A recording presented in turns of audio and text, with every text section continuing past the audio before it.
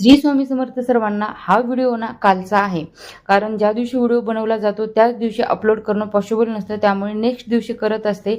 तर मी ते ना माझ्यासाठी आणि माझ्या मुलासाठी ना शेपूची भाजी बनवत आहे। दोघांसाठीच का बोलत आहे तेही पुढे सांगते। तर तुम्ही कशी बनवता शेपूची भाजी? मी ना लसूण, जिरे, मोहरी याची ना फोडणी देते आणि नंतर वाटलेली हिरव्या मिरच्या टाकते आणि वरतून कूट टाकते आणि तेलामध्ये चांगलं परतून घ्यायचं। कांदा खात असाल तर कांदाही टाकू शकता।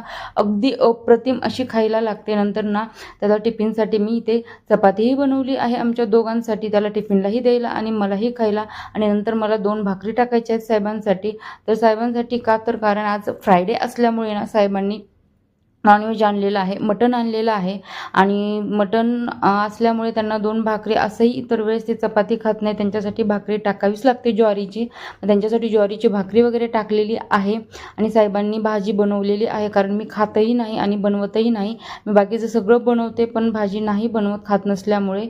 बघू शकताय तुम्ही साहेबांनी किती अप्रतिम अशी भाजी बनवलेली आहे। ते लहानपणापासून खातात त्यामुळे ते बनवतातही, म्हणजे लग्नाच्या अगोदरही ते बनवायचे आणि त्यांना आवडही आहे, त्यामुळे ते बनवतात। नंतर त्यांना जेवायला वगैरे दिलं आणि नंतर दुपारी थोडा आराम केला आणि 5-5:30ला ना आम्ही इथे दुकानात आलेलो आहे। तर तुम्हाला समजलंच असेल की ते का आलेलो आहेत, कारण आता वटपौर्णिमा येत आहे, त्याच्यामुळे मला साडी पाहायची होती आणि मला ती घ्यायचीही होती, त्याच्यामुळे दुकानात आलेलो आहेत।